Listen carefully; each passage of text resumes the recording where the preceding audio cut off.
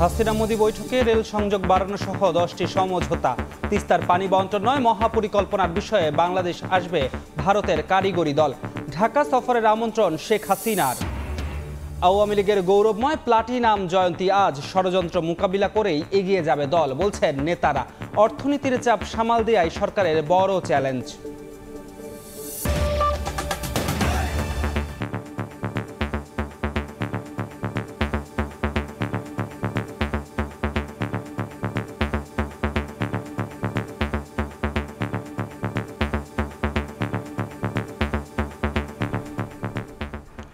ভোরের সময় সঙ্গে আছি আমি ধ্রুব ব্যানার্জি। নয়াদিল্লিতে বাংলাদেশ ভারতের দ্বিপাক্ষিক বৈঠক সফল ও ফলপ্রসূ হয়েছে বলে জানালেন দুই দেশের প্রধানমন্ত্রী। বৈঠকের আনুষ্ঠানিকতা শেষে দিল্লির হায়দ্রাবাদ হাউসে যৌথ বিবৃতি দেন মোদি হাসিনা। ভারতের প্রধানমন্ত্রী জানান, তিস্তার পানি নিয়ে আলোচনায় শিগগিরই বাংলাদেশে কারিগরি দল পাঠানো হবে। আর প্রধানমন্ত্রী শেখ হাসিনা বলছেন, আন্তরিক সম্পর্কে দুই দেশের উন্নয়ন ও বন্ধুত্বের নবযাত্রা শুরু হয়েছে। এর আগে দ্বিপক্ষীয় বৈঠকে দুই দেশের মধ্যে 10টি সমঝোতা সই হয়। নয়াদিল্লি থেকে সুব্রত আচার্যের রিপোর্টে বিস্তারিত। বাংলাদেশের অকৃত্রিম বন্ধুরাষ্ট্র ভারতের রাজধানী নয়াদিল্লির ঐতিহাসিক হায়দ্রাবাদ হাউসে এভাবেই দুই দেশের পতাকায় সেজে উঠেছিল প্রধানমন্ত্রী শেখ হাসিনা ও নরেন্দ্র মোদীর আনুষ্ঠানিক বৈঠকের জন্য। স্থানীয় সময় শনিবার বেলা 12টার কিছু আগে হায়দ্রাবাদ হাউসে পৌঁছলে প্রধানমন্ত্রী শেখ হাসিনাকে অভিবাদন জানান ভারতের নতুন করে প্রধানমন্ত্রীর দায়িত্ব ফিরে পাওয়া নরেন্দ্র মোদী। নতুন করে ক্ষমতায় ফিরে পাওয়ার পর প্রথম দ্বিপাক্ষীয় বৈঠকের আনুষ্ঠানিকতাও ভারত সারল বাংলাদেশের সঙ্গেই। ফটো সেশনের পর হায়দ্রাবাদ হাউসের নীলগিরিতে বৈঠক কক্ষে একান্ত বৈঠকে বসেন প্রধানমন্ত্রী নরেন্দ্র মোদী এবং প্রধানমন্ত্রী শেখ হাসিনা। আনুষ্ঠানিক দ্বিপাক্ষিক বৈঠকের আগে নিজেদের মধ্যে একান্তে কথা বলেন দুই সরকার প্রধান। এরপর হায়দ্রাবাদ হাউসের গার্নাল হলে দুই প্রধানমন্ত্রীর নেতৃত্বে বসে প্রতিনিধি পর্যায়ের বৈঠক। সেখানে বিস্তারিত পরিসরে আলোচিত হয় দুই দেশের সার্বিক ইস্যু। অভিন্ন নদীতে পানি বন্টন, বিদ্যুৎ জ্বালানি সহযোগিতা, ডিজিটাল ও সবুজ অংশীদারিত্ব সহ বিভিন্ন বিষয়ে দুই প্রধানমন্ত্রীর নেতৃত্বে আলোচনা করেন তারা। বৈঠকের বোঝাপড়ার পর দুই দেশের মোট 10টি সমঝোতায় সই করতে সম্মত হয়, যেগুলোর মধ্যে 7টি নতুন আর পুরনো 3টি সমঝোতা নবায়নের সিদ্ধান্ত হয়। এরপর যৌথ সংবাদ বিবৃতি দিতে হায়দ্রাবাদ হাউসের কৈলাস হলে যান দুই প্রধানমন্ত্রী। তাদের উপস্থিতিতেই দুই দেশের সংশ্লিষ্ট কর্মকর্তারা বিনিময় করেন এসব কূটনৈতিক দলিল। পরে দুই সরকার প্রধান যৌথভাবে কথা বলেন গণমাধ্যমের উদ্দেশ্যে। তাদের অভিন্ন বার্তা বন্ধুত্বপূর্ণ সম্পর্ক বজায় রেখে অগ্রসর হওয়া। ভারতের একটা বিশাল দেশ, বিরাট অর্থনীতির দেশ, তাদের সহযোগিতা পাওয়াটা এটা আমাদের জন্য অত্যন্ত গুরুত্বপূর্ণ এবং এই বন্ধুত্বপূর্ণ সম্পর্কের জন্যই আজকে আমরা অনেক উন্নতি করতে সক্ষম হয়েছি। আমাদেরও বলতে গেলে নতুন সরকার যেহেতু আমরা প্রায় 5 মাস অতিক্রম করেছি, যাত্রা শুরু হয়েছে উন্নয়নের পথে, বন্ধুত্বের পথে, সেটাই আমি বলতে চাই। তিস্তা নদী के संरक्षण एवं प्रबंधन पर बातचीत के लिए शीघ्र ही एक टेक्निकल टीम बांग्लादेश का दौरा करेगी। 2022 সালের পর প্রধানমন্ত্রী মোদী এবং শেখ হাসিনার একাধিকবার বিভিন্ন অনুষ্ঠানে দেখা হলেও দুই দেশই নতুন সরকার গঠনের পর আনুষ্ঠানিক দ্বিপাক্ষিক বৈঠক এটি প্রথম।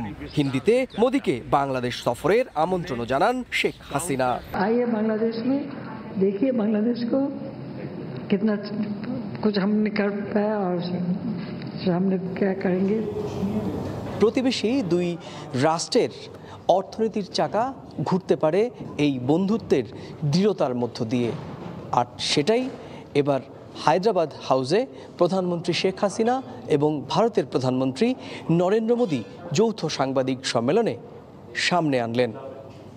নয়াদিল্লির হায়দ্রাবাদ হাউস থেকে সুব্রত আচার্য, সময় সংবাদ।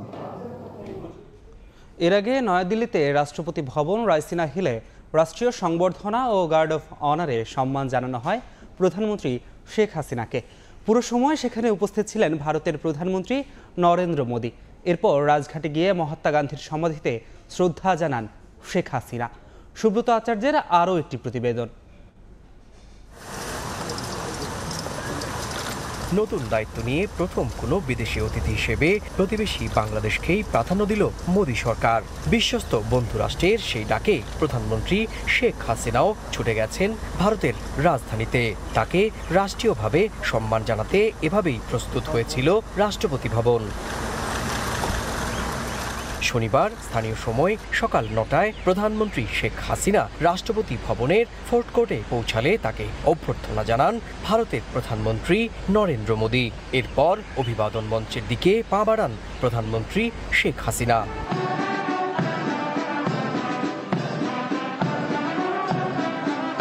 বর্ণাঢ্য রাষ্ট্রাচারে সামরিক বাহিনীর সদস্যরা রাষ্ট্রীয় সালাম জানান বাংলাদেশের প্রধানমন্ত্রীর সম্মানে। সালাম গ্রহণ করে লাল গালিচায় হেঁটে গার্ড পরিদর্শন করেন সরকার প্রধান শেখ হাসিনা। এরপর রাইসিনা হিলের ফোর্ট কোর্টের প্রেজেন্টেশন লাইনে উপস্থিত ভারত সরকারের মন্ত্রী ও নীতি নির্ধারণী পর্যায়ের ঊর্ধ্বতন কর্মকর্তাদের সঙ্গে প্রধানমন্ত্রী শেখ হাসিনাকে পরিচয় করিয়ে দেন নরেন্দ্র মোদী। অভিবাদন পর্বের শেষ ভাগে ফটো সেশন করেন দুই প্রধানমন্ত্রী। আনুষ্ঠানিকতা শেষ হলে অতিথি শেখ হাসিনাকে গাড়িতে তুলে দিয়ে রাষ্ট্রপতি ভবন থেকে বিদায় জানান টানা তৃতীয় মেয়াদে ক্ষমতায় আসা নরেন্দ্র মোদী। এরপর ভারতের জাতির পিতা মহাত্মা গান্ধীর প্রতি শ্রদ্ধা জানাতে প্রধানমন্ত্রী শেখ হাসিনা যান রাজঘাটে। সেখানে অহিংস মতবাদের জন্য জগৎ বিখ্যাত মোহনদাস করমচাঁদ গান্ধীর প্রতি শ্রদ্ধা জানান বঙ্গবন্ধু কন্যা। ফুল ছিটিয়ে জানান সম্মান। শ্রদ্ধা জানানো শেষে রাজঘাটের পরিদর্শন বইতেও স্বাক্ষর করেন প্রধানমন্ত্রী। মহাত্মা গান্ধীর ওপর লেখা কিছু বইয়ের সংস্করণ ও স্মারক উপহার তুলে দেন রাজঘাটের ঊর্ধ্বতন কর্মকর্তারা। রাষ্ট্রপতি ভবনে আনুষ্ঠানিক লাল গালিচা সম্বর্ধনার মধ্য দিয়ে প্রধানমন্ত্রীর রাষ্ট্রীয় সফরের শুরু হলো। হায়দ্রাবাদ হাউসে দুই প্রধানমন্ত্রীর বৈঠকের দিকে তাকিয়ে এখন গোটা বিশ্ব। ভারতের রাষ্ট্রপতি ভবনের সামনে থেকে সুব্রত আচার্য, সময় সংবাদ। চট্টগ্রাম ও মোংলা বন্দর ব্যবহারে ভারত আগ্রহ প্রকাশ করেছে জানিয়েছেন পররাষ্ট্রমন্ত্রী ডক্টর হাসান মাহমুদ। সীমান্তে হত্যা শূন্যে নামিয়ে আনতেও আলোচনা হয়েছে দুই প্রধানমন্ত্রীর। নয়াদিল্লিতে প্রেস ব্রিফিংয়ে একথা বলেছেন পররাষ্ট্রমন্ত্রী।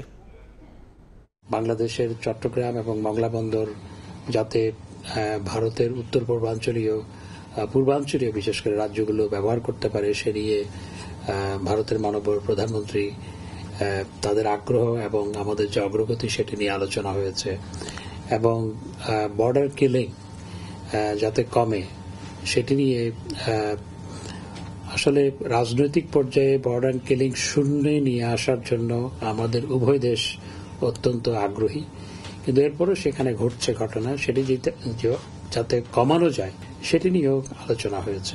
ভারত উইলিং আছে তিস্তা প্রকল্পে আমাদেরকে সহায়তা করার জন্য।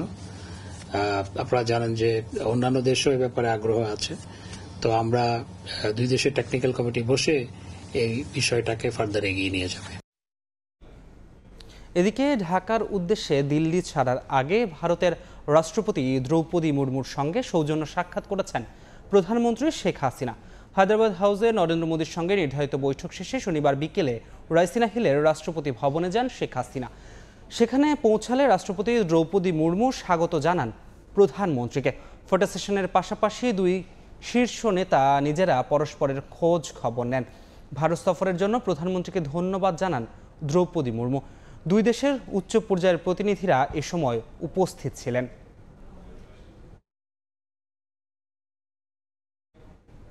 তিস্তা পানি বন্টন চুক্তি থেকে পুরোপুরি সরে এসে এবার মহাপরিকল্পনার দিকে এগুচ্ছে ভারত। শনিবার দুই প্রধানমন্ত্রীর বৈঠক শেষে এমন বার্তাই দিলেন নরেন্দ্র মোদী। গবেষকরা বলছেন পানি বন্টন চুক্তির বিকল্প কখনোই মহাপরিকল্পনা হতে পারে না। মহাপরিকল্পনার উদ্যোগ নিয়ে পানি না দিলে শুষ্ক মৌসুমে তা কোনো কাজেই আসবে না। তাদের মতে পানি প্রত্যাহারে পশ্চিমবঙ্গ সরকারের যে একতরফা নীতি তা থেকে সরে আসতে দায়িত্ব নিতে হবে কেন্দ্রীয় সরকারকেই। তারিকুল ইসলামের ক্যামেরায় নাজমুল ইসলাম নিশাতের প্রতিবেদন। উত্তর উত্তরের বিস্তীর্ণ এলাকার কৃষি ও প্রকৃতি তিস্তার উপর নির্ভরশীল। অভিন্ন এই নদীর পানির ন্যায্য হিস্যার জন্য উজানের দেশ ভারতের দিকে দীর্ঘ সময় ধরে তাকিয়ে আছে বাংলাদেশ। খসড়া চুক্তির রূপরেখা তৈরি থাকলেও ভারতের অভ্যন্তরীণ রাজনীতির কারণে নিরাশা কাটেনি ভাটির দেশের। 2011 সালে তৎকালীন ভারতের প্রধানমন্ত্রী মনমোহন সিং এর বাংলাদেশ সফরে তিস্তা চুক্তিতে সই হওয়ার কথা থাকলেও শেষ মুহূর্তে পশ্চিমবঙ্গের মুখ্যমন্ত্রী মমতা বন্দ্যোপাধ্যায়ের আপত্তির কারণে চুক্তি হয়নি। তবে ভারতের প্রধানমন্ত্রী সে সময় বলেছিলেন তারা এমন কোনো পদক্ষেপ নেবে না যার বিরূপ প্রভাব ভাটির দেশে পড়ে। অথচ 2011 সালের পর থেকে তিস্তার পানি একতরফা প্রত্যাহার করছে ভারত। এমনকি নিয়ম না মেনে পানি সরাতে গত বছর উজানে আরও 2টি খাল খননের উদ্যোগ নেয় পশ্চিমবঙ্গ সরকার। তবে প্রধানমন্ত্রী শেখ হাসিনার ভারতের 2 দিনের রাষ্ট্রীয় সফরে সবার প্রত্যাশা ছিল এবার সুরা হতে পারে পানি বন্টন চুক্তির। কিন্তু শনিবার 2 প্রধানমন্ত্রীর বৈঠক শেষে নরেন্দ্র মোদী জানান পানি বন্টন চুক্তি নয়, তিস্তার পানি সংরক্ষণ ও ব্যবস্থাপনা নিয়ে আলোচনা করতে শীঘ্রই বাংলাদেশ যাবে একটি কারিগরি দল। तीस्ता नदी के संरक्षण एवं प्रबंधन पर बातचीत के लिए शीघ्र ही एक टेक्निकल टीम বাংলাদেশ का दौरा करेगी। গবেষকদের মতে ভারতের এমন পরিকল্পনার মধ্য দিয়ে পানি বন্টন চুক্তি অনিশ্চিত হয়ে পড়ল। আর এই চুক্তি ছাড়া ভারতের এই মহা পরিকল্পনা কোনো কাজে আসবে না। 2011 সালের পর 2024 সাল মাঝখানে তিস্তার পানি একতরফা প্রত্যাহার করছে ভারত। ফলে এখন আমাদের কাছে আশা জাগছে বটে, কিন্তু সেই আশা যে খুব মধুর আশা জাগিয়ে তুলছে এটা আমরা মনে করি না। অধিকার কর্মীরা বলছেন পশ্চিমবঙ্গ সরকারের উপর দায় না চাপিয়ে চুক্তির বিষয়ে কেন্দ্রীয় সরকারকে আন্তরিক হতে হবে। আমরা তিস্তা মহাপরিকল্পনা বাস্তবায়ন করলে ভাঙনের হাত থেকে রক্ষা পাবো, কিন্তু খরাকালে যদি আমরা পানি না পাই তাহলে এই অঞ্চলটা বিপর্যয় নেমে আসবে। ভারতের মহাপরিকল্পনায় আগ্রহ থাকলেও 2 দেশের মধ্যে ক্রমবর্ধমান সম্পর্ক আরও দৃঢ় রাখতে এই চুক্তি দ্রুত বাস্তবায়নের পরামর্শ সংশ্লিষ্টদের। নাজমুল ইসলাম নিশাত, সময় সংবাদ, রংপুর। রোজ গার্ডেন থেকে বঙ্গবন্ধু এভিনিউ 1949-এর 23 জুন থেকে 24-এর 23 জুন প্লাটিনাম জয়ন্তী উদযাপন করবে বাংলাদেশ আওয়ামী লীগ। 75 বছরের দীর্ঘ পথ পরিক্রমায় নানা উত্থান পতনের ধারাবাহিকতায় টানা 4র্থ মেয়াদে সরকার পরিচালনায় দলটি। আওয়ামী লীগের সাফল্যের মুকুটে আছে অজস্র অর্জনের পালক, আছে ব্যর্থতাও। তবে বিশ্লেষকরা বলছেন সবকিছুকে ছাপিয়ে চলমান অর্থনৈতিক চাপ ও মূল্যস্ফীতি নিয়ন্ত্রণে রাখতে পারাই এখন আওয়ামী লীগের অন্যতম চ্যালেঞ্জ। মঞ্জুর রহমানের ছবিতে আতিকুর রহমান তমালের রিপোর্ট। নানা চড়াই উতরাই পেরিয়ে 2009 থেকে টানা 4 দফায় সরকারের দায়িত্বে আছে দলটি। গত 15 বছরে বাংলাদেশ বদলে গেছে এমনটা বললে ভুল হবে না। জনগণের ভোটের অধিকার প্রতিষ্ঠা করেছি, তখনই আমাদের গণতন্ত্র নিয়ে প্রশ্ন, নির্বাচন নিয়ে প্রশ্ন। পদ্মা সেতু, metro rail, elevated expressway, Karnaphuli tunnel, যুদ্ধাপরাধী ও বঙ্গবন্ধু হত্যাকারীদের বিচার, জঙ্গিবাদ নির্মূল, ছিটমহল বিনিময়, ভারত ও মিয়ানমারের সঙ্গে সমুদ্র জয় সহ অর্জনের খাতায় বহুবিধ উপাদান আছে আওয়ামী লীগ সরকারের ঝুলিতে। কেন্দ্রীয় নেতারা বলছেন সকল সমালোচনা ষড়যন্ত্র মোকাবেলা করেই অতীতের মতো আগামীতেও এগিয়ে যাবে আওয়ামী লীগ। ষড়যন্ত্র অপপ্রচার মোকাবেলা করে বাংলার মানুষের ভাগ্যের পরিবর্তন করা হচ্ছে আমাদের বড় চ্যালেঞ্জ। আমরা সেই চ্যালেঞ্জ মোকাবেলায় কখনো ভীত নই। বিশ্লেষকদের মতে অতীত থেকে শিক্ষা নিয়ে অর্থনীতির চাপ সামাল দেওয়াই সরকারের অন্যতম চ্যালেঞ্জ। আওয়ামী লীগকে যোগ্যতার পরিচয় দিয়ে জিনিসপত্রের দামকে জনগণের ক্ষমতার মধ্যে সহনীয় পর্যায়ের মধ্যে রাখতে হবে। খোলাবাজারি অর্থনীতি দিয়ে এই সমস্যার সমাধান করা যাবে না, বরং বঙ্গবন্ধু যে একটা সমাজতন্ত্র এবং পুঁজিতন্ত্রের মাঝখানে যে একটা ব্লেন্ডিং করার চেষ্টা করেছিলেন, যে তিনি একটা মিশ্র অর্থনীতির ভিত্তি দাঁড় করানোর চেষ্টা করেছিলেন, আজকের যুগে অন্ততপক্ষে বাংলাদেশের প্রেক্ষিতে সেটা খুব জরুরি। দলটির 25 এবং 50 বছর পূর্তির মতো 75 বছর পূর্তিতেও সরকারে আছে বাংলাদেশ আওয়ামী লীগ। এই মুহূর্তে আওয়ামী লীগের সমর্থকের সংখ্যাও নেহায়েত কম নয়। তবে সত্যিকার অর্থে কত বেশি সমর্থক বঙ্গবন্ধুর আদর্শ ধারণ করছেন সেই প্রশ্নের উত্তরেই নিহিত হবে আওয়ামী লীগের ভবিষ্যৎ। আতিকুর রহমান তমাল, সময় সংবাদ, ঢাকা। রাজনীতিবিদদের দুর্নীতিবাজ প্রমাণের পায়তারা করছে একটি গোষ্ঠী, এমন মন্তব্য করেছেন আওয়ামী লীগের সাধারণ সম্পাদক ওবায়দুল কাদের। রোববার দলের 75তম বর্ষপূর্তি উপলক্ষে সোহরাওয়ার্দী উদ্যানের সমাবেশস্থল পরিদর্শনকালে এ কথা বলেন তিনি। বলেন, নির্বাচনী ইশতেহার বাস্তবায়ন সহ বাংলাদেশকে একটি অসাম্প্রদায়িক দেশ হিসেবে গড়ে তোলাই এখন লক্ষ্য। সমাবেশে প্রধান অতিথি হিসেবে উপস্থিত থেকে বক্তব্য দেবেন প্রধানমন্ত্রী শেখ হাসিনা। 1949 সালে KM দাস লেনের রোজ গার্ডেনে পূর্ব পাকিস্তান আওয়ামী মুসলিম লীগ প্রতিষ্ঠার মধ্য দিয়ে গোড়াপত্তন হয় দেশের অন্যতম রাজনৈতিক দল আওয়ামী লীগের। দেশের বৃহত্তম ও সর্বপ্রাচীন এই রাজনৈতিক দলটি 2009 সাল থেকে টানা 3 মেয়াদে ক্ষমতায় আসেন। স্বাধীনতা যুদ্ধে নেতৃত্ব দানকারী প্রধানতম এই দলটি এবার পদার্পণ করছে 75 বছরে। 75তম প্রতিষ্ঠাবার্ষিকী উপলক্ষে রোববার দলটির পক্ষ থেকে ঐতিহাসিক সোহরাওয়ার্দী উদ্যানে মহাসমাবেশ সহ বিস্তারিত কর্মসূচি গ্রহণ করা হয়েছে। শনিবার সকালে দলের সাধারণ সম্পাদক ওবায়দুল কাদের সহ সিনিয়র নেতারা অনুষ্ঠান স্থল পরিদর্শন করেন। আমরা রাজনীতি করি মানুষের জন্য, মানুষের সাথে আমরা ছিলাম, আছি, ভবিষ্যতেও থাকব। অসৎ ব্যবসায়ী ও দুর্নীতির বিরুদ্ধে জিরো টলারেন্স ঘোষণা দিয়ে তিনি বলেন, দেশের রাজনীতিবিদদের ব্যর্থ প্রমাণ করতে অপতৎপরতা চালাচ্ছে একটি মহল। পলিটিশিয়ানরা ব্যর্থ এটা প্রমাণ করার জন্য এক শ্রেণীর লোক আজকে বাংলাদেশে তৎপরতা চালাচ্ছে। আমরা সেটা বুঝি, তার বিরুদ্ধে আমরাও প্রস্তুত। 75 বছরে দলের অপ্রাপ্তির হিসেব নয়, প্রাপ্তির হিসাব করেই দল এগিয়ে যাচ্ছে বলে উল্লেখ করেন ওবায়দুল কাদের। সেটা হচ্ছে প্রসূন আশিস, সময় সংবাদ, ঢাকা। আওয়ামী লীগের 75তম প্রতিষ্ঠা বার্ষিকী উপলক্ষে ব্রাহ্মণবাড়িয়ায় বর্ণাঢ্য র্যালি ও আলোচনা সভা অনুষ্ঠিত হয়েছে। দিবসটি উপলক্ষে শনিবার বিকেলে শহরের লোকনাথ ট্যাঙ্কের পাড় থেকে বর্ণাঢ্য র্যালি বের করা হয়। শহরের প্রধান প্রধান সড়ক ঘুরে বঙ্গবন্ধু স্কয়ারে গিয়ে শেষ হয় এটি। র্যালিতে জেলা আওয়ামী লীগ ও এর অঙ্গ সংগঠনের নেতাকর্মীরা অংশ নেন। আজ শহরের বঙ্গবন্ধু স্কয়ারে দলটির প্রতিষ্ঠা বার্ষিকী উপলক্ষে মহাসমাবেশ এবং সাংস্কৃতিক অনুষ্ঠান আয়োজন করা হয়েছে। এতে প্রধান অতিথি থাকবেন জেলা আওয়ামী লীগের সভাপতি এবং ব্রাহ্মণবাড়িয়া সদর 3 আসনের সংসদ সদস্য ও বাংলাদেশ সরকারের গৃহায়ন ও গণপূর্তমন্ত্রী র.আ.ম. ওবায়দুল মুক্তাদির চৌধুরী।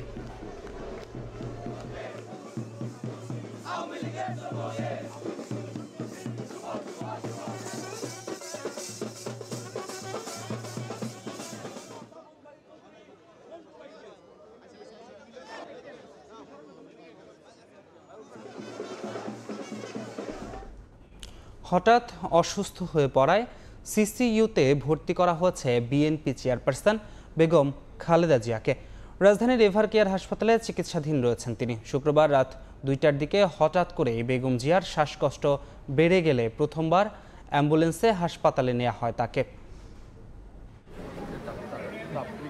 শুক্রবার গভীর রাতে হঠাৎ করে ফিরোজায় প্রবেশ করে অ্যাম্বুলেন্স। তড়িঘড়ি করে হাসপাতালে নেওয়া হয় সাবেক প্রধানমন্ত্রী ও বিএনপি চেয়ারপারসন বেগম খালেদা জিয়াকে। রাত 3টায় হাসপাতালে নেওয়ার পরই ভর্তি করা হয় করোনারি কেয়ার ইউনিট সিসিইউতে। রাত 12টার পর বেগম খালেদা জিয়ার শ্বাসকষ্ট বাড়তে থাকে। এক পর্যায়ে অবস্থার অবনতি হলে তার ব্যক্তিগত চিকিৎসক AZM জাহিদ হোসেন ও ডাক্তার শাহাবুদ্দিন তালুকদার তাকে হাসপাতালে নেওয়ার সিদ্ধান্ত নেন। তবে বেগম জিয়ার ব্যক্তিগত গাড়ি নয়, এভারকেয়ার হাসপাতালের অ্যাম্বুলেন্সে নেওয়া হয় তাকে। এর আগে বহুবার হাসপাতালে যাওয়া আসা হলেও এবারই প্রথম অ্যাম্বুলেন্সে হাসপাতালে নেওয়া হলো সাবেক প্রধানমন্ত্রী বেগম জিয়াকে। ডাক্তার AZM জাহিদ হোসেন জানিয়েছেন, শারীরিক অবস্থার অবনতি হওয়ায় গভীর রাতেই হাসপাতালের সিসিইউতে ভর্তি করা হয় বিএনপি নেত্রীকে। এদিকে শনিবার বিকেলে হাসপাতালে গিয়ে বিএনপি চেয়ারপারসনের শারীরিক অবস্থার খোঁজ খবর নেন দলের মহাসচিব মির্জা ফখরুল ইসলাম আলমগীর। হাসপাতালে দেখতে গিয়েছিলাম, এখন তিনি সিসিইউতে আছেন। তার অবস্থা অত্যন্ত আশঙ্কাজনক। ডাক্তাররা ভেতরে কাউকে যেতে দিচ্ছেন না। আমি ডাক্তারদের সঙ্গে কথা বলে যেটা জানতে পেরেছি যে তার অবস্থা বেশ ক্রিটিক্যাল। জনগণের কাছে আহ্বান জানাতে চাই, তারা যেন ম্যাডামের যেন সুস্থ হন, তাই সেজন্য যেন দোয়া করেন আল্লাহ তাআলার কাছে। 78 বছর বয়সী বেগম খালেদা জিয়া আর্থাইটিস, হৃদরোগ, ফুসফুস, কিডনি, লিভার ও ডায়াবেটিস সহ বিভিন্ন জটিলতায় ভুগছেন। আহমেদ সালেহিন, সময় সংবাদ, ঢাকা। ভিসা পেতেই লাগছে 6 মাস থেকে 1 বছর পর্যন্ত। ঢাকার ইতালি দূতাবাসে আটকা পড়ে আছে 20,000 বাংলাদেশির পাসপোর্ট। 10 থেকে 12 লাখ টাকা খরচ করে নেওয়া অনেকের ওয়ার্ক পারমিটের মেয়াদও শেষ হয়েছে। বাইরের সভাপতি বলছেন, সময়মতো বৈধ কর্মী পাঠানো না গেলে ইউরোপের সবচেয়ে বড় শ্রমবাজার বন্ধ হওয়ার ঝুঁকিতে পড়বে। প্রতিমন্ত্রী জানালেন, প্রয়োজনীয় ব্যবস্থা নিতে তাগিদ দেওয়া হচ্ছে ঢাকার ইতালি দূতাবাসকে। কারণ হিসেবে ঢাকায় নিযুক্ত ইতালির রাষ্ট্রদূতের দাবি, জমা পড়া অন্তত 20% ওয়ার্ক পারমিটই নকল। মার্জিয়া মুমুর রিপোর্ট, ছবি তুলেছেন মিজানুর রহমান।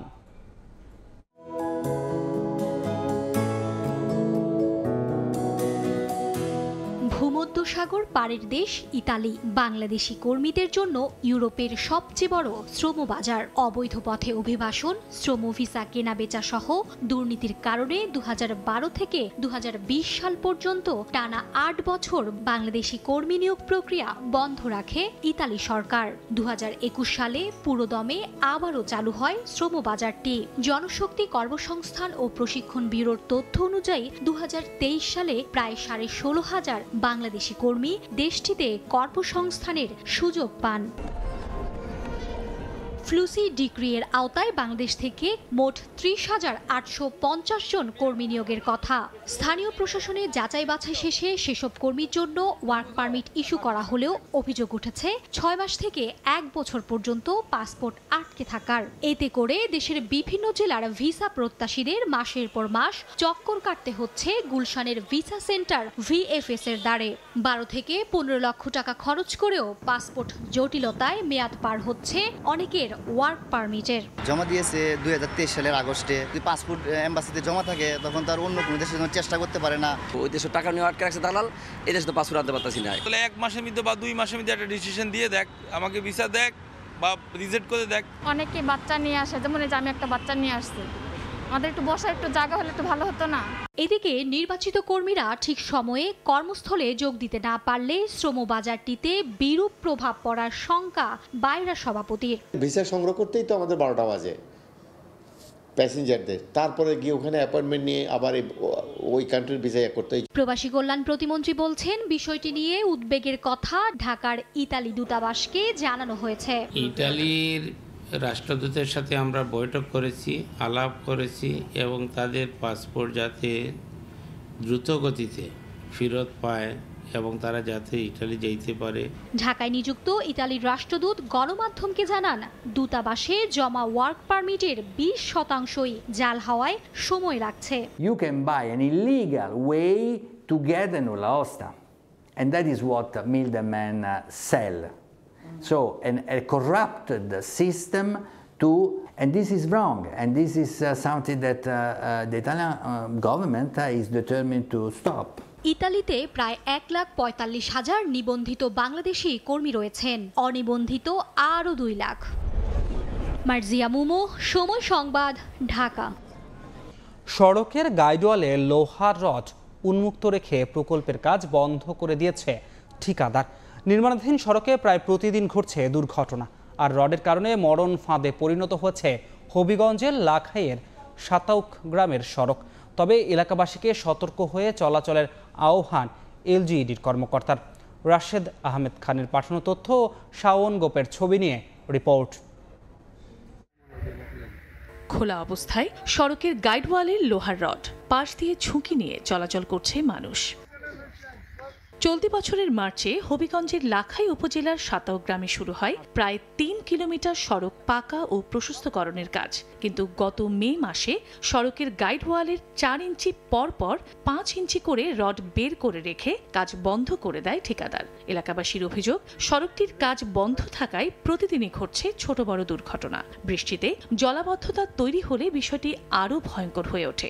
দ্রুত সড়কের কাজ শেষ করার দাবি তাদের। 2 মাস কাজ করিয়া ফালাইতে হয়ে গেছে গা, 2 সাইডে রড, তখন তো আমরা এটাতে মুক্তি চাই। রাস্তার দুদিকেই রড উঁচু উঁচু করে আছে, যে কোনো সময় মানুষের মৃত্যু করতে পারে। এই রাস্তা হোক না হোক, আমরা এই মরণ ফাঁদ থেকে বাঁচতে চাই। তবে নির্ধারিত সময়ের মধ্যে প্রকল্পের কাজ শেষ করার আশ্বাস LGEDর। এ সময় এলাকাবাসীকে সতর্ক হয়ে চলাচলের আহ্বান সংশ্লিষ্ট কর্মকর্তার। আশা করা যায় নভেম্বরের 21 তারিখের মধ্যেই উন্নয়ন কাজটি সমাপ্ত হবে এবং জনসাধারণের জন্য মুক্ত করে দেওয়া সম্ভব হয়। LGEDর তথ্য মতে প্রকল্পের কাজ 2025 সালের মার্চে শেষ হবার কথা রয়েছে, আর ব্যয় ধরা হয়েছে প্রায় 2,80,00,000 টাকা।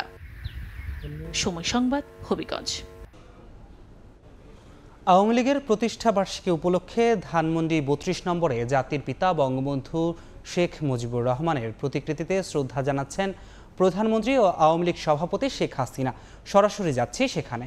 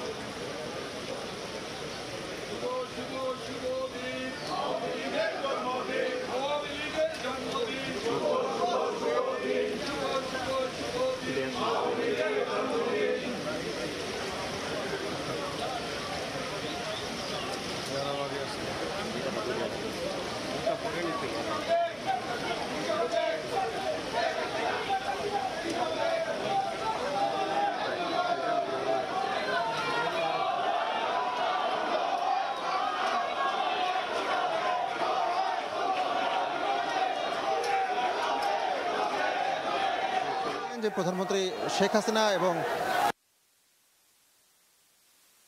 নিবেদন করলেন। আপনারা জানেন আজ 23 জুন, ঐতিহাসিক এই 23 জুন। আজকের এই দিনে কিন্তু 1949 সালে বাংলাদেশ আওয়ামী লীগের যে প্রতিষ্ঠা হয়েছে 7 দশক পূর্ণ হচ্ছে এবং সেই 7.5 দশক পূর্ণ হওয়া, সেই 7.5 দশক পূর্ণ হওয়ার যে আওয়ামী লীগের যে আয়োজন, সেই আয়োজনের আসলে শুরু প্রধানমন্ত্রী শেখ হাসিনার শ্রদ্ধা নিবেদনের মধ্য দিয়ে আমরা দেখলাম ঠিক আসলে বঙ্গবন্ধু প্রতিকৃতিতে প্রধানমন্ত্রী শেখ হাসিনা শ্রদ্ধা নিবেদন করেন। শুরুতে তিনি প্রধানমন্ত্রী হিসেবে এবং তারপর সভাপতি হিসেবে কিন্তু শ্রদ্ধা নিবেদন করেছেন এবং এই মুহূর্তে তিনি আসলে তার যে বঙ্গবন্ধুর যে বাসভবন অর্থাৎ ধানমন্ডি 32-এর যে বাসভবন বঙ্গবন্ধু স্মৃতি জাদুঘর, সেখানে তিনি যাচ্ছেন এবং সেখানে কিছুক্ষণ তিনি অবস্থান। আপনারা জানেন একটি আলোচনা সভা রয়েছে যে সোহরাওয়ার্দী উদ্যানে যে সভাটি হওয়ার কথা, সেটি কিন্তু দুপুর 2:30 থেকে শুরু হওয়ার কথা রয়েছে এবং এখান থেকে আসলে দুপুরের পর প্রধানমন্ত্রী কিন্তু সেখানে সরাসরি যুক্ত ছিলাম রাজধানীর ধানমন্ডি থেকে। দেখছেন ভোরের সময়। রবির সুপার নেটওয়ার্কে কথা চলবে সারা মাস, 129 টাকায় 130 মিনিট। বৃষ্টিপাতে অনুকূল পরিবেশ, উপকূল ও নদীতে ধরা পড়ছে ইলিশ। 1 কেজি ওজনের ইলিশ বিক্রি হচ্ছে 1700 টাকায়। ভালো দাম পেয়ে খুশি জেলে ও ব্যবসায়ীরা। ক্রেতারা বলছেন ইলিশ মিললেও দাম ক্রয় ক্ষমতার বাইরে। ফারুক আহমেদের রিপোর্ট, ক্যামেরায় ছিলেন নাইমুল ইসলাম নিবিড়। হাট ডাকে বিক্রি হচ্ছে রূপালী ইলিশ। বর্ষায় ইলশিগুড়ি বৃষ্টিতে নদীতে ধরা পড়ছে ইলিশ, আর বিক্রির জন্য নিয়ে আসা হয়েছে চাঁদপুরের বড় স্টেশন বাজারে। ব্যাপারীরা জানালেন সাগর ঘেঁষা উপকূল এবং পদ্মা ও মেঘনায় মিলছে ইলিশ। ধরা পড়া এসব ইলিশ আকারেও বড়। 1 কেজির উপরে ওজনের ইলিশ 1700 টাকা, 800 থেকে 900 গ্রামের ওজনের ইলিশ 1400 টাকা এবং ছোট আকারের ইলিশ 1000 থেকে 1200 টাকা দরে বিক্রি হচ্ছে। 1200 গ্রামের মাছ চলতেছে আপনার 1750 টাকা কেজি, আর 1 কেজিগুলো চলতেছে আপনার 1600 টাকা কেজি, আর 500-600 গ্রামের যে মাছটা, এই মাছটা আপনার 1300 টাকা কেজি চলতেছে বর্তমান বাজারে। আর ক্রেতারা বলছেন ইলিশ মিললেও দরদাম ক্রয় ক্ষমতার বাইরে। মাছের চড়া দাম কিন্তু আমার ক্রয় ক্ষমতার বাইরে। মাছ কেনার জন্য রাত্রে অবস্থান করছি চাঁদপুরে, কিন্তু মাছ কিনতে পারিনি। মাছের দাম একটু বেশি, যেটা আমরা অ্যাকসেপ্ট করছিলাম যে না আমরা কম দামে পাবো, কিন্তু আসলে ওরকম পাচ্ছি না। শনিবার চাঁদপুর বড় স্টেশন পাইকারি মাছ বাজারে 300 মণ ইলিশ বেচাকেনা হয়। ফারুক আহমদ, সময় সংবাদ, চাঁদপুর। শুধু উত্তর পূর্ব ভারত নয়, মহারাষ্ট্র, চেন্নাই সহ ভারতের অন্যান্য অঞ্চলে বাংলাদেশি ব্যবসায়ীদের কর্মকাণ্ড বাড়ানোর আহ্বান জানিয়েছেন confederation of Indian industry CII। গণমাধ্যমকে একথা জানান প্রধানমন্ত্রীর বেসরকারি শিল্প ও বিনিয়োগ বিষয়ক উপদেষ্টা সালমান এফ রহমান। তিনি আরও জানান, প্রতিবেশী রাষ্ট্রের স্বার্থকে অগ্রাধিকার দিতে সবসময়ই প্রস্তুত দুই দেশের প্রধানমন্ত্রী। দুদিনের রাষ্ট্রীয় সফরের প্রথম দিনে প্রধানমন্ত্রী শেখ হাসিনার সঙ্গে সৌজন্য সাক্ষাৎ করেন ভারতের বেসরকারি বাণিজ্য সমিতি confederation of Indian industry CII এর প্রধান নির্বাহী কর্মকর্তারা। এ সময় ভারতীয় ব্যবসায়ীদের বাংলাদেশে বিনিয়োগের আহ্বান জানান প্রধানমন্ত্রী। সাক্ষাৎকালে বাংলাদেশের প্রতিনিধি দলে ছিলেন প্রধানমন্ত্রীর বেসরকারি শিল্প ও বিনিয়োগ উপদেষ্টা সালমান এফ রহমানও। গণমাধ্যমকে তিনি জানিয়েছেন, বাণিজ্য ও বিনিয়োগ সম্প্রসারণে সবসময় গুরুত্ব দিয়ে আসছে Bangladesh. Our relationship with India is very, very close. Prime Minister Modi has always said neighborhood first. Prime Minister Hasina also always says that she'll give priority to neighbors. We want to build much more on the existing very, very friendly and strong relations which exist. The relationship is, and you know, basically increasing our economic cooperation between the two countries, both at the government level, but more importantly at the private sector level. প্রধানমন্ত্রীর সঙ্গে ওই বৈঠকে কেবল উত্তর পূর্ব ভারত নয়, পুরো ভারতে অর্থনৈতিক কর্মকাণ্ড বাড়ানোর প্রস্তাব দেয় CII. There's been a lot of concentration in the northeast, Northeast India and Bangladesh, a lot of work has been done, a lot of cooperation, economic cooperation has been done. But CII today gave a very, very interesting proposal, which Prime Minister Hasina supported wholeheartedly, and that is that Bangladesh businesses should also look at other areas of India. প্রধানমন্ত্রী শেখ হাসিনার সঙ্গে সাক্ষাৎ করেছেন ভারতের পররাষ্ট্রমন্ত্রী S জয়শঙ্করও। Yanur Shifat, সময় সংবাদ। অপ্রাতিষ্ঠানিক খাতে অসামান্য অবদান সত্ত্বেও দেশের ভাসমান ক্ষুদ্র ব্যবসায়ীদের খবর রাখে না কেউই। পুঁজি সংকটে হয় না তাদের স্থায়ী দোকান, মেলে না ব্যাংক ঋণসহ আর্থিক সহায়তা। এতে বছরের পর বছর পার হলেও আসে না ব্যবসার উন্নতি, হয় না জীবন মানের উন্নয়ন। সংশ্লিষ্টরা বলছেন এসব ব্যবসায়ীদের উপেক্ষা করে সরকারও হারাচ্ছে বড় অঙ্কের রাজস্ব। বিশেষজ্ঞরা বলছেন তাদেরকে অর্থনীতির মূল স্রোতে আনতে প্রয়োজন সুষ্ঠু ব্যবস্থাপনা আর আর্থিক সহায়তা। বিস্তারিত আলতাফ হোসাইনের রিপোর্টে, ছবি তুলেছেন আশরাফুল ইসলাম। রাজধানীতে দীর্ঘ ২৭ বছর ধরে এভাবে পথে পথে ঘুরে পোশাক বিক্রি করছেন ৬৫ বছর বয়সী এই ক্ষুদ্র ব্যবসায়ী। শুরুতে স্বপ্ন বুনেছিলেন স্বল্প পুঁজির এই ব্যবসায় একদিন বড় হবে, মিলবে অর্থনৈতিক মুক্তি। আমি বড় আশা করতে পারিও নাই আর যাইতে পারি। তার মতো চা পান বিক্রেতাও ভাবছেন বছর ঘুরলেই বোধহয় একটি দোকানের মালিক হবেন। চুরিমালা বিক্রেতা খালাও স্বপ্ন দেখেন একটি স্টেশনারি দোকানের মালিক হবার। তবে তাদের সব স্বপ্নই আটকে আছে পুঁজি সংকটে। যদি পুঁজি থাকতো তাহলে তো আমরা ঠিক আছে সহকারী করতাম না, তাহলে আমরা নির্দিষ্ট একটা দোকান নিতাম। এসব দোকানদারি করলে তো মনে করেন ২০ টাকার পুঁজি লাগে, কমপক্ষে ৫০ থেকে ৬০,০০০ টাকার প্রয়োজন। এক জায়গায় একটা দোকান নিতে গেলে ২ লাখ ৩ লাখ টাকা অ্যাডভান্স দিতে হবে। বাংলাদেশ পরিসংখ্যান ব্যুরো তথ্য, দেশে মোট শ্রমশক্তির ৯৫% অপ্রাতিষ্ঠানিক। বাংলাদেশ দোকান মালিক সমিতির হিসাব, দেশে ভাসমান ক্ষুদ্র ব্যবসায়ীদের সংখ্যা প্রায় ১.৫ কোটি। কর্মসংস্থান সৃষ্টি সহ অর্থনীতিতে বড় অবদান থাকলেও মূল স্রোতে আসতে পারছেন না তারা। এইগুলো আমরা কেউ দৃষ্টিপাত করি না। আমাদের ব্যাংকগুলো গড়ে উঠছে দানবীয় কায়দায়। এরা হাজার হাজার কোটি টাকার লোন দিতে পছন্দ করে, এরা ক্ষুদ্র ঋণ, অতি ক্ষুদ্র ঋণ দেওয়ার পছন্দ করে না।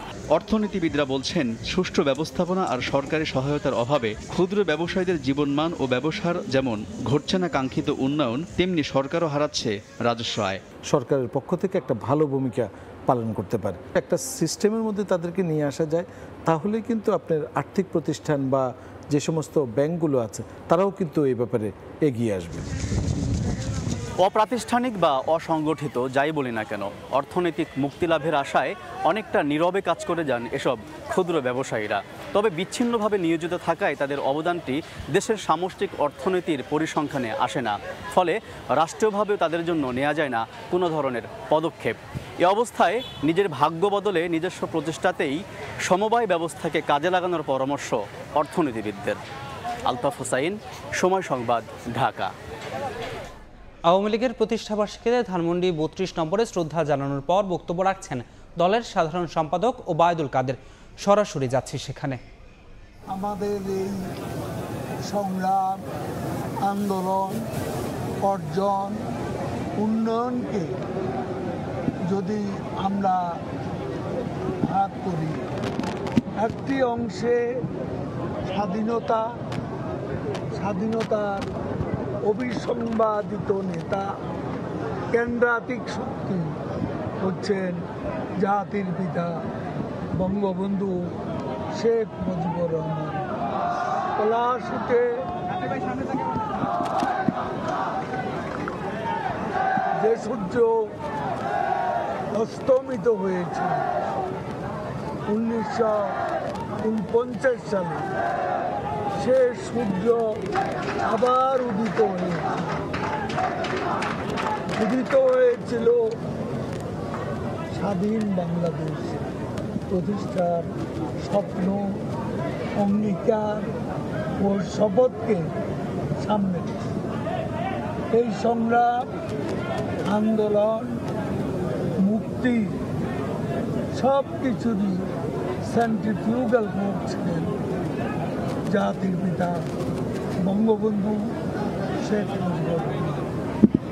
তার হাতেই বাংলাদেশের স্বাধীনতা।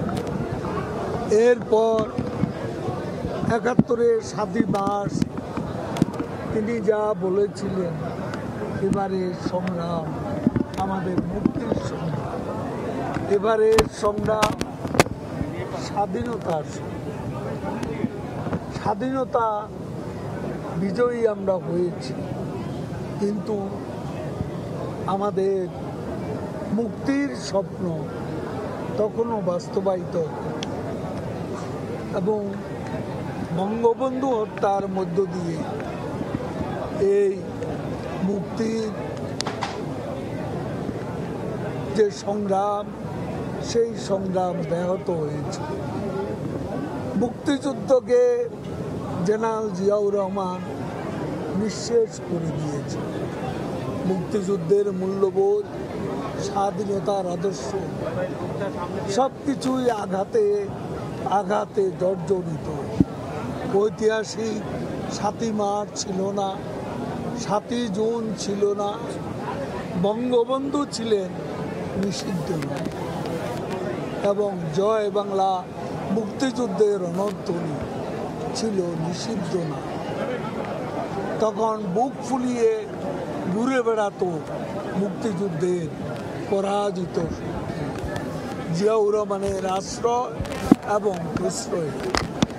এরপর কারাগারে 4 নেতার হত্যাকাণ্ড, 75-এ 15ই আগস্টের মতো 3রা নভেম্বরের হত্যাকাণ্ডেরও মাস্টার মাইন্ড ছিলেন সেনাপতি জিয়াউর রহমান।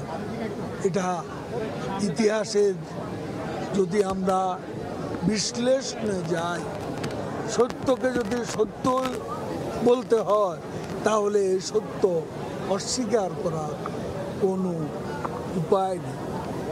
জিয়ার পরে এরশাদের পর বেগম খালেদা জিয়া, 21 বছর ধরে আমরা অন্ধকারে ছিলাম।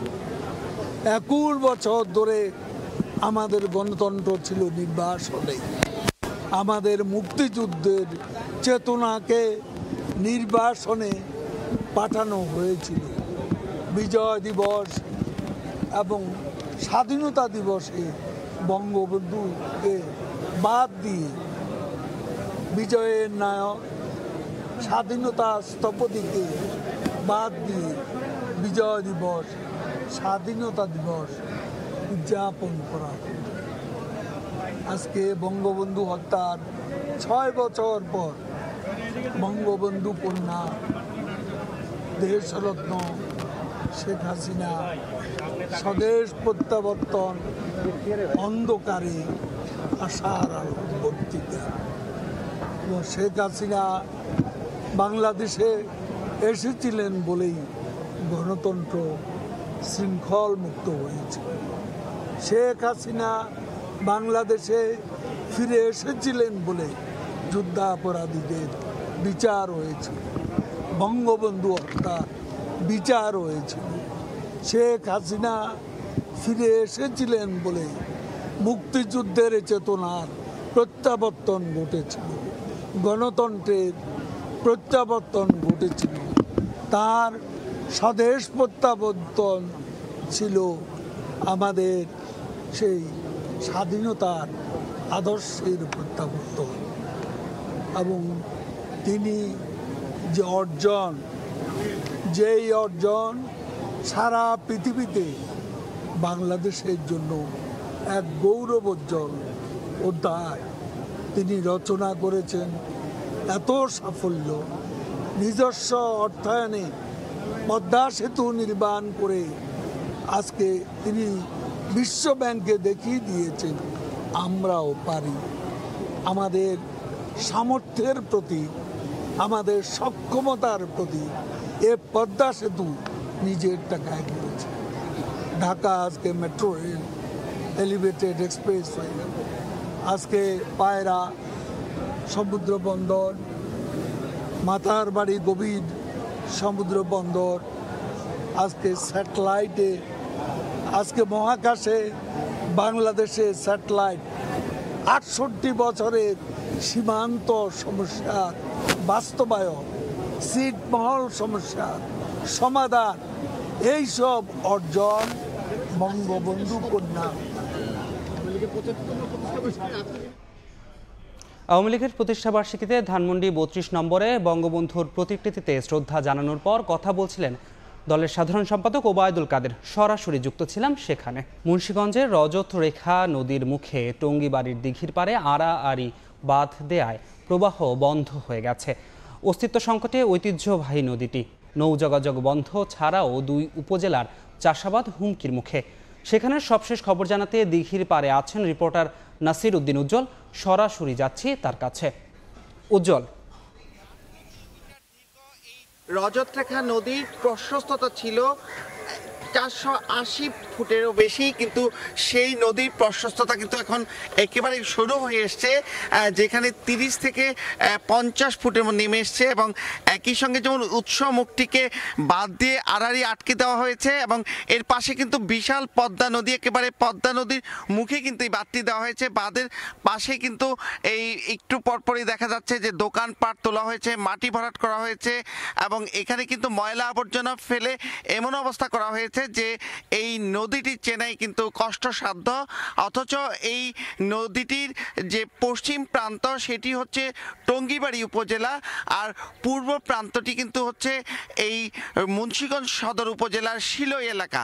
এবং এই 2 এলাকার মাঝ দিয়ে যে বুক চিরে এই নদীটি গিয়েছে সেটি কিন্তু মুন্সিগঞ্জ সদর এবং টঙ্গীবাড়ি উপজেলার অসংখ্য গ্রাম এবং এখানকার বিলগুলোর সঙ্গে কিন্তু সম্পৃক্ত রয়েছে। এবং এই নদী ঘিরে কিন্তু এখানকার কৃষি উৎপাদন, জমিতে পানি সেচ দেওয়ার পাশাপাশি কিন্তু নৌ যোগাযোগ এবং এই উপজেলা দুটির যে দক্ষিণাঞ্চলের সঙ্গে যোগাযোগের প্রধান পথই ছিল কিন্তু এই রজত রেখা। এখানে কিন্তু নিয়মিত লং চলাচল করেছে, বড় বড় পাটের নৌকা কিন্তু এই পথেই শরীয়তপুর থেকে এই মুন্সিগঞ্জ এর উপর দিয়ে ধলেশ্বরী হয়ে শীতলক্ষার বুক চিরে নারায়ণগঞ্জে পৌঁছাতো। সেই কারণে কিন্তু এই বাজারটিও খুব বিখ্যাত ছিল, কিন্তু এগুলো সবই কিন্তু এখন স্মৃতি। এবং এই যে দোকানপাট দেখা যাচ্ছে এগুলো কিন্তু ক্রমেই এই নদীর ভিতরে ঢুকে পড়ছে। এবং শরীয়তপুরের সঙ্গে যে মুন্সিগঞ্জের বিদ্যুৎ যোগাযোগ, সেক্ষেত্রে বড় বড় টাওয়ার নির্মাণ করা হয়েছে, সেগুলো কিন্তু এই রজত রেখার বুকে নির্মাণ করা হয়েছে। এবং এই দুপারের মানুষের জীববৈচিত্র্য এবং এবছর যে আলু উৎপাদনের বিষয়টি বলা হয়েছে যে এইবার যে আলু উৎপাদন অনেকটা কম হয়েছে, তার জন্য কিন্তু এই নদীর যে নাব্য সংকট সেটিকে কিন্তু দায়ী করা হচ্ছে। কারণ এই যে বৃষ্টির পরে জমি থেকে পানি নেমে যেতে পারছিল না, আলু পচে যাচ্ছিল, একই সঙ্গে সেচ দিতে পারছিল না এবং এই কৃষি উপকরণ নেওয়া এবং উৎপাদিত কৃষি পণ্য বাজারজাত করবার ক্ষেত্রে কিন্তু এই চ্যালেঞ্জ ছিল। এবং এই পদ্মা নদীর যে এই শাখা নদী হিসাবে রজত রেখা, এবং এই রজত রেখাটি কিন্তু সামনে কিছু দূর এগিয়েই যে আলদি এলাকা রয়েছে, সেই আলদি এলাকায় কিন্তু কাজল রেখা নদী, যেই রজত রেখা এবং কাজল রেখাকে 2 বোন বলা হয় আর জননী বলা হয় পদ্মাকে। এই পুরো নদী বেষ্টিত এলাকাটিতে কিন্তু একটা আলাদা আবহ তৈরি করেছিল, কিন্তু সেটি কিন্তু এখন মৃত প্রায় এই উৎসমুখে বাঁধের কারণে। তো এই ছিল আমার কাছে রজত রেখা নদীর সবশেষ। রজত রেখা নদীর বর্তমান অবস্থা জানতে আমরা সরাসরি যুক্ত ছিলাম মুন্সিগঞ্জ থেকে। চাঁপাইনবাবগঞ্জ থেকে চলতি মৌসুমে প্রথমবার বিদেশে আম রফতানি শুরু হয়েছে। নাচল উপজেলার একটি বাগান থেকে হাড়ি ভাঙা জাতের 600 কেজি আম রফতানির জন্য পাঠানো হয় সুইডেনে।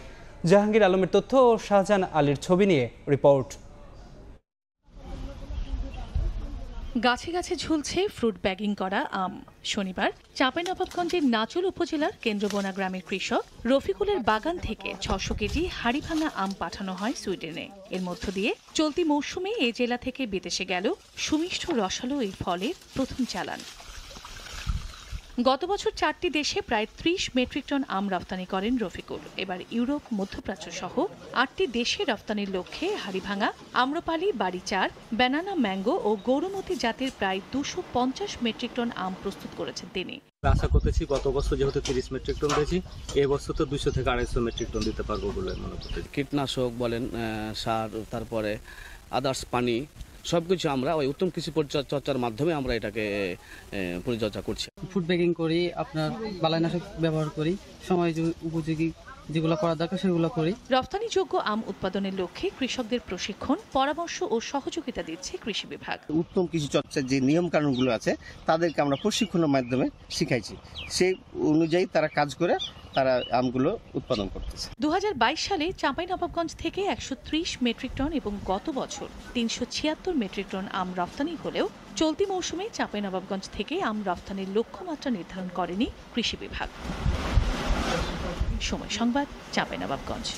ভারতের বিপক্ষে শান্তদের পারফরমেন্সে চরম হতাশ অ্যান্টিগায় খেলা দেখতে যাওয়া বাংলাদেশি সমর্থকরা। ফলাফল যাই হোক, হাথুরু সিংয়ের দলের কাছ থেকে অন্তত লড়াকু খেলা দেখতে চেয়েছিলেন তারা। এ ম্যাচে শান্তর অধিনায়কত্ব নিয়েও প্রশ্ন তোলেন ভক্তরা। সাজিদ মুস্তাহিদের আরও একটি রিপোর্ট। বাংলাদেশের টি-20 বিশ্বকাপ মিশন শেষ হয়ে গেছে, যদিও কাগজ কলমের অনেক হিসেব নিকেশ বাকি রয়েছে, তবে বাংলাদেশের সেমিফাইনাল কোয়ালিফাই করাটা এখন শুধু স্বপ্নেই রয়ে যাবে। ম্যাচ শেষ হয়েছে, বাংলাদেশের আমরা দেখেছি ব্যাটিংটা এই ম্যাচেও ভুগিয়েছে। বিশ্বকাপের প্রথম রাউন্ডের যে ম্যাচগুলো ছিল গ্রুপ পর্বের, সেই ম্যাচগুলোতে বোলাররা ভালো করলো। আজকের ম্যাচে দেখেছি ভারতের ব্যাটসম্যানদের সামনে কতটা অসহায় আত্মসমর্পণ করেছে বোলাররা। অনেকে বলছেন অধিনায়ক শান্তর তার ক্যাপ্টেন্সি নিয়ে অনেক প্রশ্ন রয়েছে, বোলিং চেঞ্জ নিয়ে প্রশ্ন রয়েছে। আপনার সাকিব এখন ফর্মে নেই, সাকিবকে বল করা যাবে? যেহেতু 3টা গেম হারছি, তো ক্যাপ্টেন্সি একটা প্রশ্ন আসবেই। আমরা যখন ব্যাটিংয়ে নামছি আমাদের ব্যাটিংটা ভালো লাইন ছিল না। এই যে ওপেনিংয়ে দেখেন একই অবস্থা। বাংলাদেশ থেকে আসছে খেলা দেখার জন্য, এই খেলা দেখার জন্য আসছে না, খুব কষ্ট লাগে বুঝছেন। ভালো বাংলাদেশ জিতলো, হারুক একটা লেভেল আছে তো, লাইক একটা চেষ্টা করে হারুক। বা আজকে কোনো আমরা চেষ্টাই দেখি নাই ভাই। 200 রানের টার্গেট আপনি খেলতেছেন, মানে আমার 6 বলে 6 রান দরকার। Hood is this? Opening batsman Tanzid Tamim 30 বলে 28 রান, এটা কি 200 রানের টার্গেটে খেলা? 65 run power play, then maybe we could have chased the score. পেনাল্টিগুলো যদি মারিকে হাত খুলে খেলতো, একটু রিস্ক নিয়ে খেলতো, তাহলে একটু আশা করা যেত। আমাদের বোলিং এ অনেক ঘাটতি। ফার্স্ট অফ অল স্পিন বল দেওয়া, ফার্স্টে বল করার কোনো প্রকারই উচিত হয় না। We love Bangladesh, but we need to see some management change. আফগানিস্তানের বিপক্ষে একটা ম্যাচ আছে, সেই ম্যাচে কি বেটার কিছু সম্ভব? Of course, brother, we want to end the World Cup with a good note against Afghanistan. আসলে বাংলাদেশ দল যখন একটা স্পোর্টিং উইকেটে খেলা হলো, দলের ঘাটতির জায়গাগুলো কিন্তু এক্সপোজড হলো। যখন সেন্ট ভিনসেন্টে খেলা হয়েছে বা ডালাসে বা যুক্তরাষ্ট্রে খেলা হয়েছে, সেই উইকেটগুলো কিন্তু প্রপার টি-20 উইকেট ছিল না। যখনই বড় দলের বিপক্ষে বাংলাদেশ দল খেললো, ভালো একটা টি-20 উইকেটে খেললো, তখনই কিন্তু বাংলাদেশ দলের ঘাটতির জায়গাগুলো সবার চোখে একদম খুব ভালো মতো পড়েছে।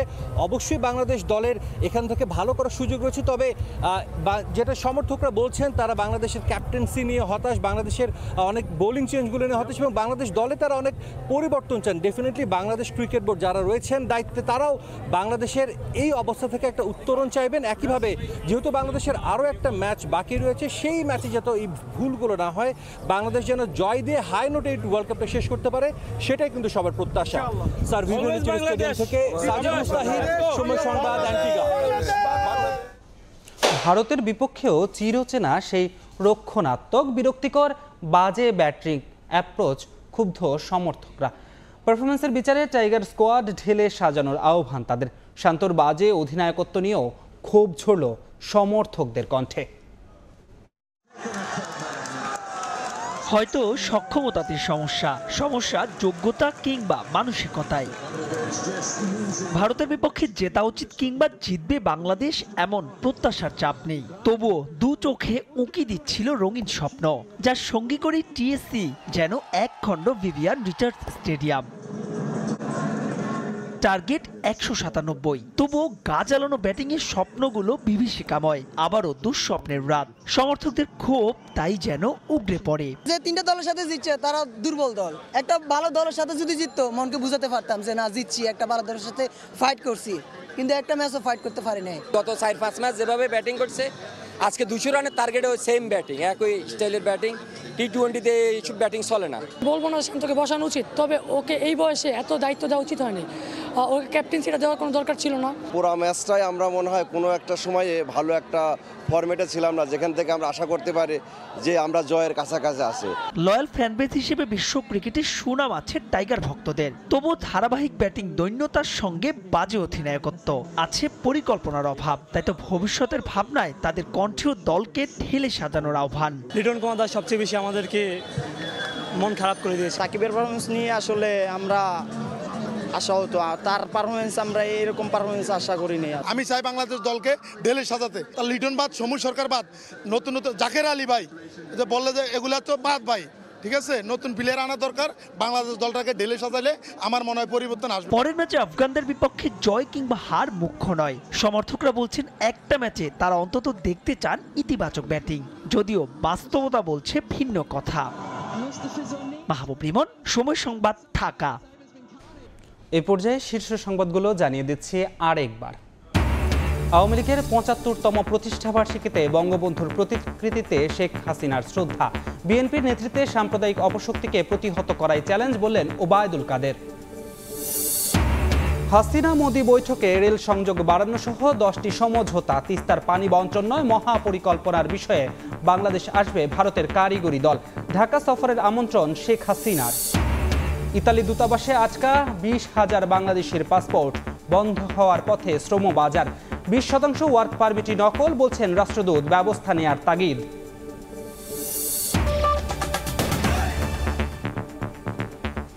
এই ছিল ভোরের সময়, এরপর দেখবেন সকালের সময়।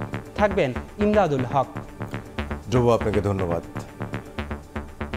সকালের সময় নিয়ে ফিরছি কিছুক্ষণ পর, সঙ্গে থাকুন সময়।